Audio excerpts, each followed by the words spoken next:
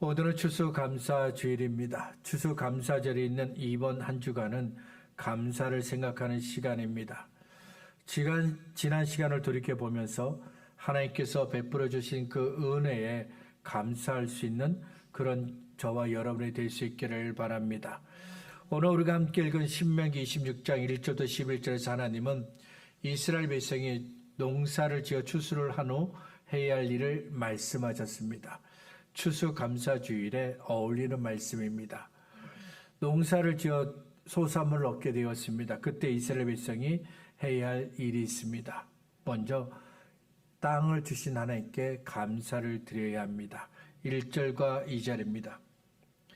내 하나님 여호와께서 내게 기업으로 줘 차지하게 하실 땅에 내가 들어가서 거기에 거주할 때 내 하나님 여호와께서 내게 주신 땅에서 그 토지의 모든 소산의 만물을 거둔 후에 그것을 가져다가 광주리에 담고 내 하나님 여호와께서 그 이름을 두시려고 택하신 곳으로 그것을 가지고 가서.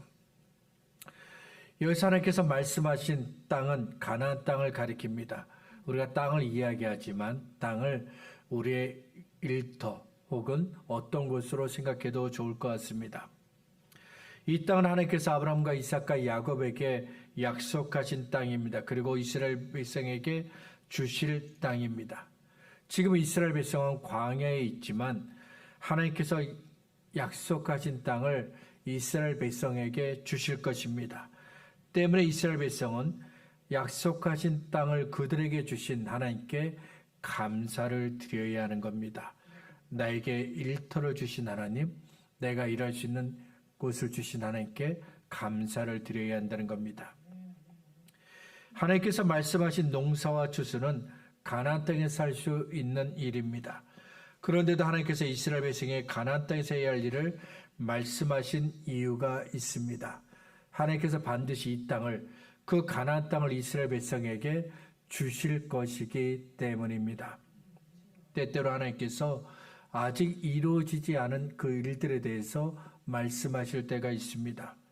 이럴 때 우리는 의심하지 말고 믿어야 합니다. 왜냐하면 하나님께서 반드시 이루실 것이기 때문입니다. 하나님께서 말씀하신 대로 이루어질지 우리는 알 수가 없습니다. 왜냐하면 우리는 미래를 알 수가 없기 때문이죠. 과거에 일어난 일은 확인이 가능합니다. 남겨진 유물이나 기록들을 통해 과거에 이런 일이 있었구나, 과거에 이런 사람들이 있었구나 하며 확인할 수 있습니다. 하지만 미래는 아니죠. 우리는 미래에 어떤 일이 일어날 것이라고 확신할 수가 없습니다. 당장 오늘 저녁에 무슨 일이 일어날지 우리는 모릅니다. 오늘 저녁에 누군가를 만나고 누군가와 식사를 하고 시간이 되면 잠을 잘 것이라고 예상할 수는 있습니다. 하지만 장담은 못합니다. 미래의 일이기 때문이죠. 저 역시도 올해를 시작할 때 세운 계획들이 이루어질지 확신할 수가 없었습니다. 시작할 때는 계획한 대로 모든 것들이 이루어지기를 간절히 원하지만 계획한 대로 이루어질 것이다 확신할 수가 없었습니다. 미래에 무슨 일이 있을지 모르기 때문입니다. 그렇지만 제가 확실하게 알고 있는 사실 하나가 있습니다.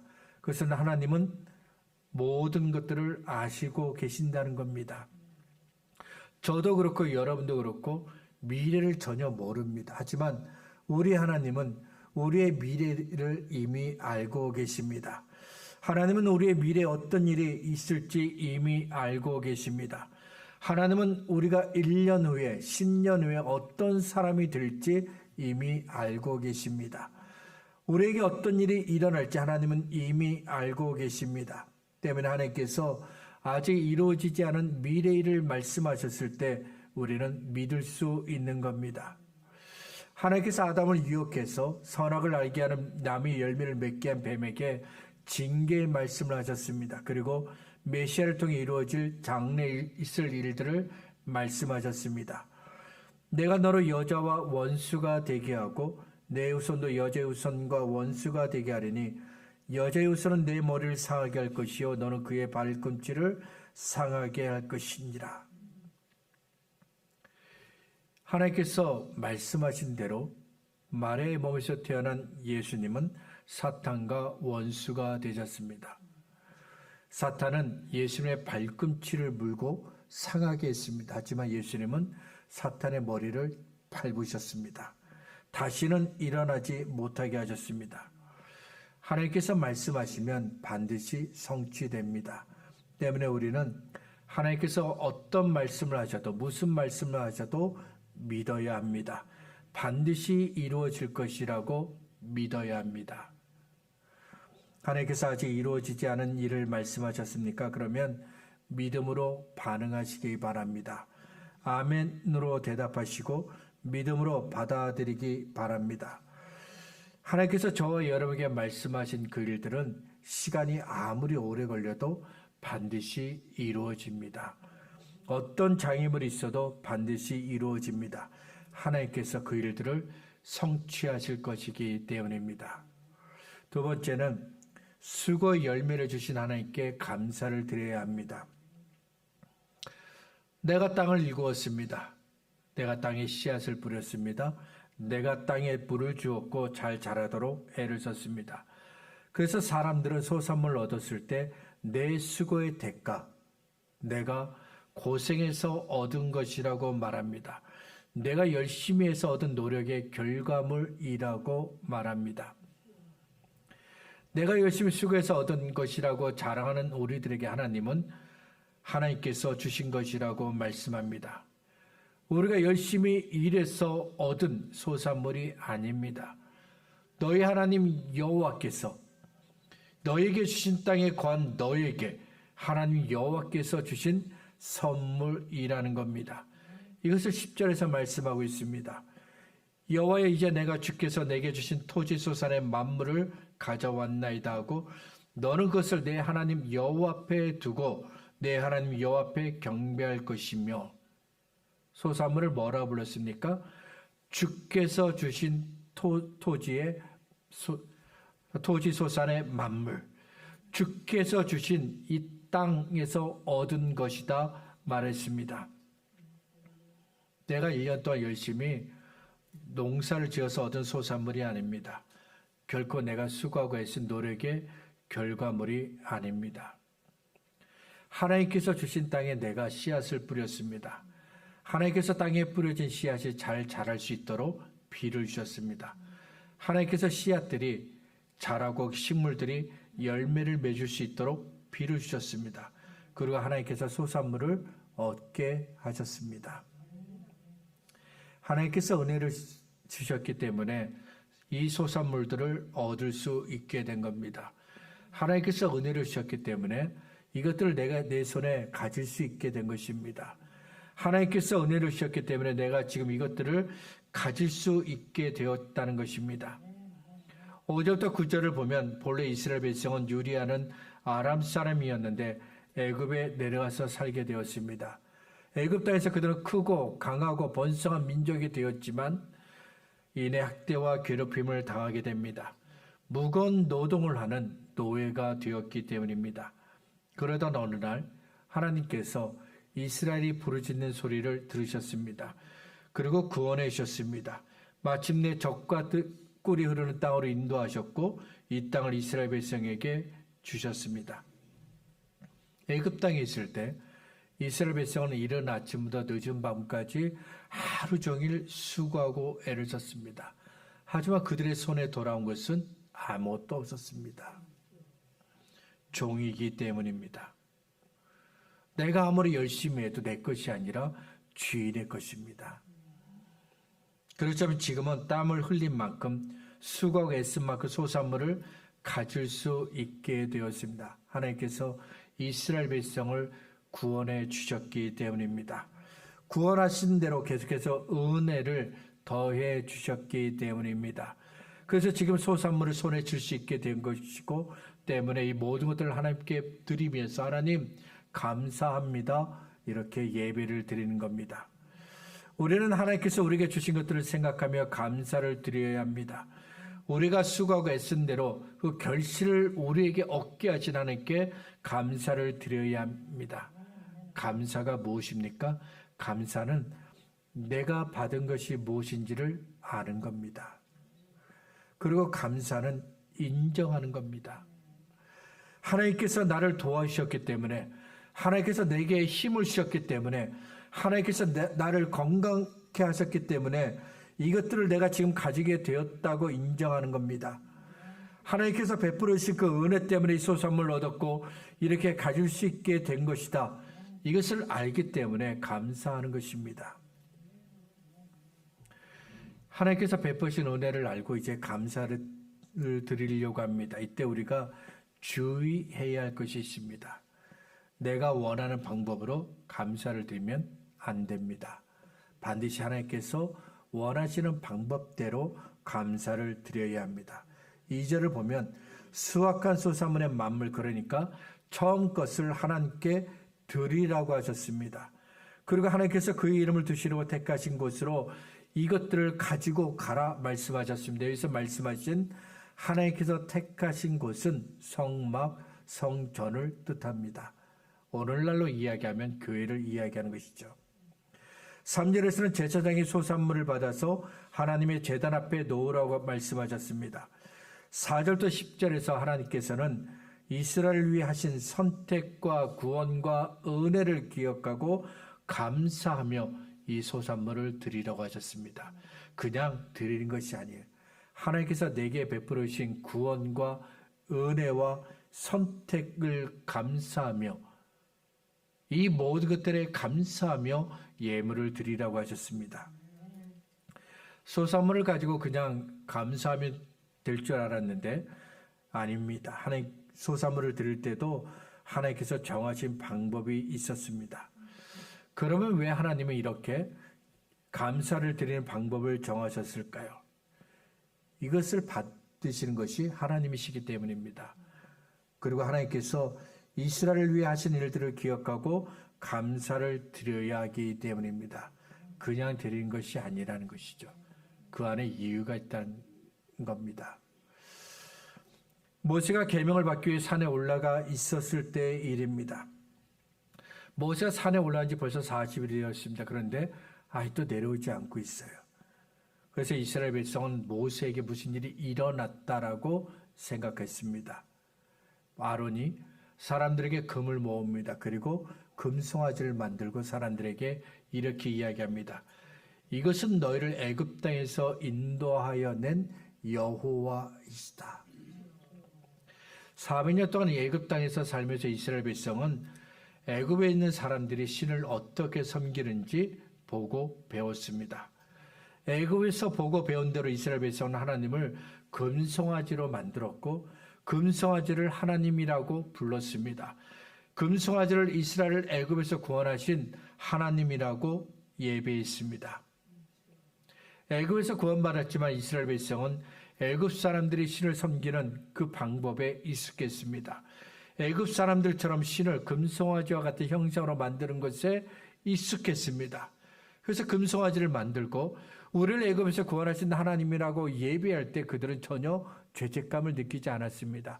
이것이 잘못되었다고 생각하지 않았습니다. 애굽의 문화에 익숙한 이스라엘 백성에게 하나님은 제일 먼저 하나님이 어떤 분인지를 말씀하셨습니다. 그리고 제사장과 성막과 제사를 통해 하나님을 예배하는 방법도 가르쳐 주셨습니다.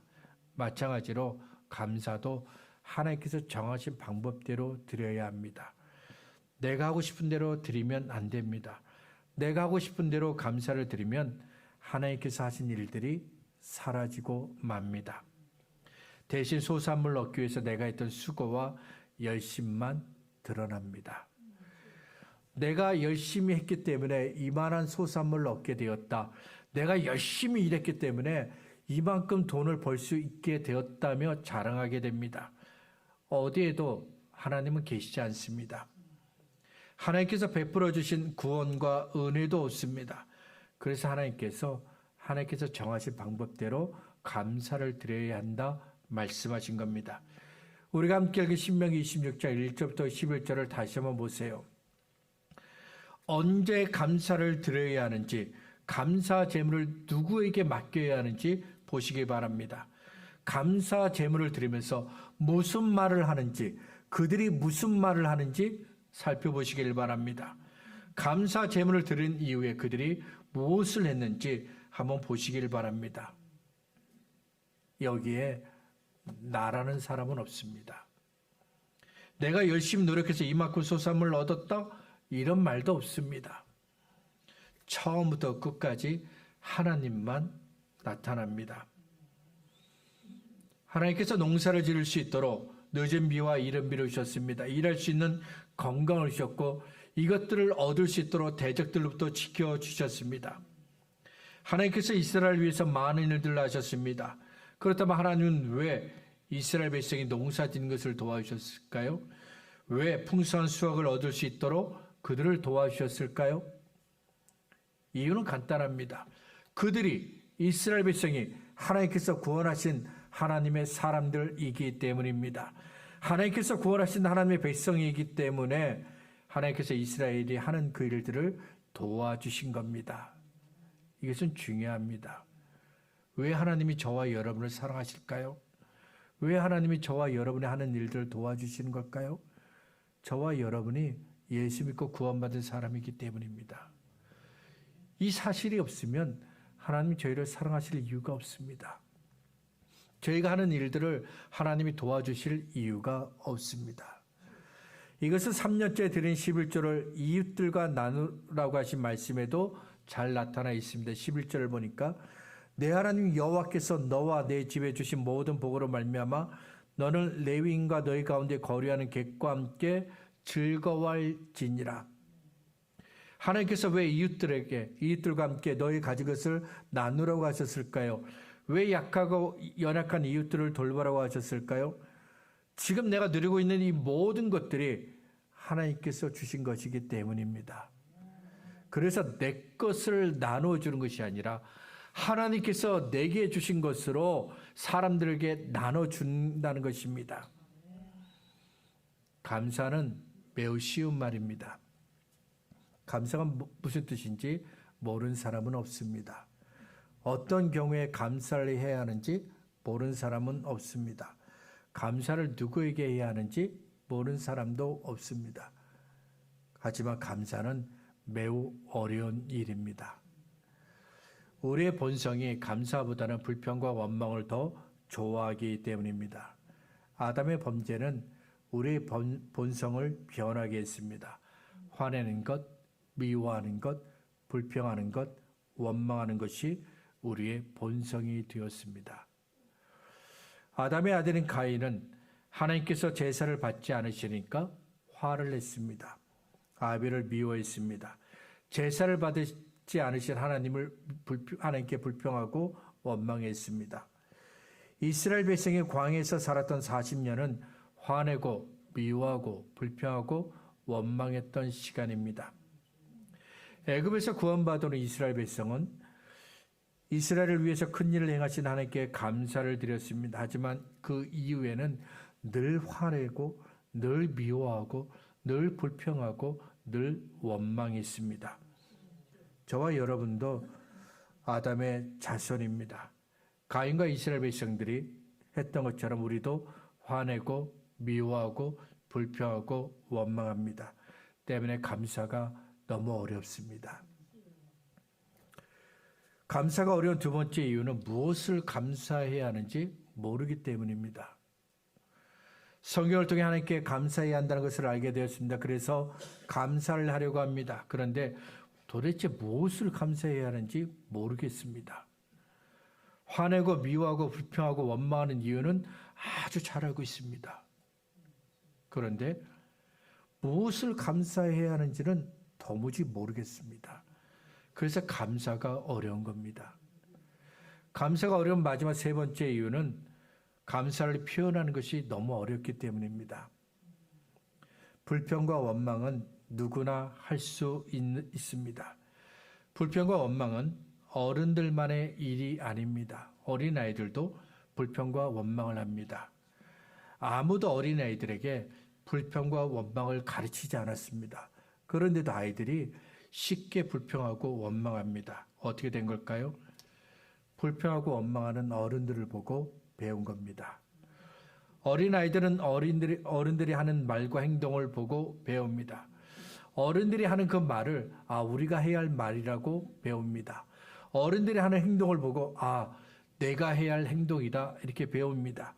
그래서 어린아이들이 어른들에게 배운 대로 불평과 원망을 합니다.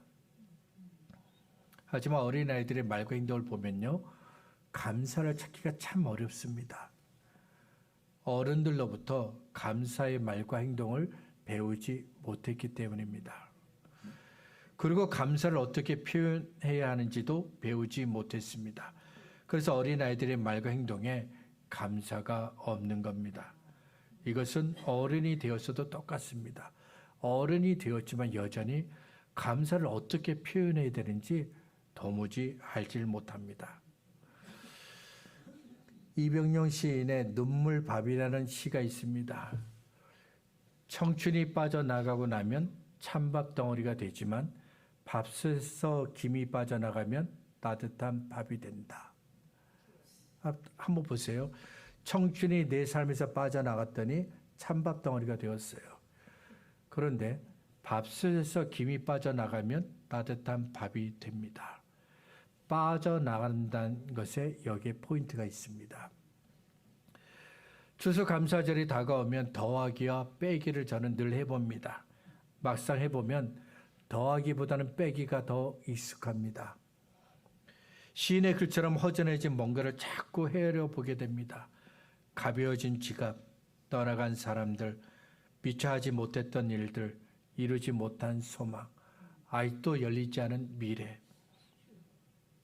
화려한 옷을 자랑하였던 나뭇잎들이 바람과 추위를 견디지 못해 벗겨지듯 하나둘 다 떠나버렸습니다. 하나둘 헤아려 보니 어느새 찬밥 덩어리가 되었다는 생각을 하게 됩니다. 그런데 내 인생에서 빠져버린 것들이 있었기 때문에 따뜻한 밥이 되었다는 것을 이제야 깨닫게 됩니다. 한 번도 더하기를 해보지 않았으니까 낯설지만 하나둘 헤아려 보니 따뜻한 밥이 되었다는 것을 알게 됩니다. 내 인생에서 빠져버린 그 자리에 하나님께서 만족과 체험이 되어 버린 것을 이제서야 깨달았기 때문입니다. 시인은 말합니다. 저가 사모하는 영혼을 만족해 하시며 줄인 영혼에게 좋은 것으로 채워주심이로다. 빠져버려서 사모했습니다. 빠져버려서 굶주렸습니다. 그런데 하나님께서 만족을 주시고 좋은 것으로 채워주시더라는 겁니다. 성경은 하나님을 가리켜 변함이 없으시다, 성실하다고 말씀합니다. 하나님께서는 변함이 없고 성실하다는 것을 묵상하다 보면 자연스럽게 멈추게 됩니다. 우리는 자주 변하고 성실하지도 않는데 하나님은 변함도 없고 성실하시기 때문입니다. 우리는 늘 변하지 않기를 원합니다. 기대, 꿈, 열정, 일, 만남, 정, 습관, 기도, 사랑. 나와 관련된 것들이 하나도 변하지 않기를 원합니다. 하지만 다양한 이유로 변합니다. 바람이 빠진 풍선처럼 하나둘 사라집니다. 하지만 하나님은 언제나 저와 여러분을 변함이 없는 사랑으로 대해 주셨습니다. 우리의 삶은 구원받은 성도답지 못했지만 하나님은 변함없는 사랑으로 우리에게 베풀어 주셨습니다. 하나님을 향한 우리의 믿음과 열심은 늘 부족했지만 하나님은 변함없이 저와 여러분에게 은혜를 베풀어 주셨습니다. 하나님을 향한 우리의 마음은 너무 자주 변하지만 우리를 향한 하나님의 마음은 한 번도 변하지 않으셨습니다. 언제나 성실하게 우리를 도와주셨습니다. 이번 추수감사절에는 우리 모두가 이렇게 말할 수 있기를 바랍니다. 모두가 하나님의 은혜입니다. 말씀을 정리하겠습니다. 찬송가 그 크신 하나님의 사랑 3절 가사를 보면 하늘을 두루마리 삼고 바다를 먹물 삼아도 하나는 하나님의 사랑 다 기록할 수 없겠네 말합니다. 하나님의 사랑을 아는 사람들은 이 말에 동의합니다. 하지만 하나님의 사랑을 도무지 깨닫지 못하는 그 사람들은 이 말을 이해할 수가 없습니다. 그리고 감사도 나올 수가 없습니다. 하나님의 사랑을 너무 거대한 것으로 보지 마시기를 바랍니다. 우리를 죄에서 구원하신 것만 하나님의 사랑이 아닙니다. 예수님이 사람이 되시고 저와 여러분을 위해 십자가에 못 박혀 죽으신 것만 사랑이 아닙니다. 저와 여러분이 오늘 숨을 쉬며 호흡할 수 있는 것도 하나님의 은혜입니다. 우리에게 예배를 드릴 수 있는 교회가 있는 것도 하나님의 은혜입니다. 함께 신앙생활할 수 있는 사람들이 있는 것도 하나님의 은혜입니다. 가족이 있는 것도 하나님의 은혜입니다. 건강이 약한 것도 하나님의 은혜입니다. 건강이 약하기 때문에 늘 하나님의 도움을 구했기 때문입니다. 기도할 수 있는 것, 밥을 먹을 수 있는 것, 잠을 잘 수 있는 것도 하나님의 은혜입니다. 하나님께서 주신 복을 헛되이 받지 마시기를 바랍니다. 가볍게 여기지 마시길 바랍니다. 하나님께서 저와 여러분을 위해 베풀어 주신 그 은혜들을 잊지 마시기 바랍니다. 우리를 만족시키시고 채워주신 하나님의 은혜로 웃음이 넉넉한 추수감사절을 보낼 수 있기를 바랍니다.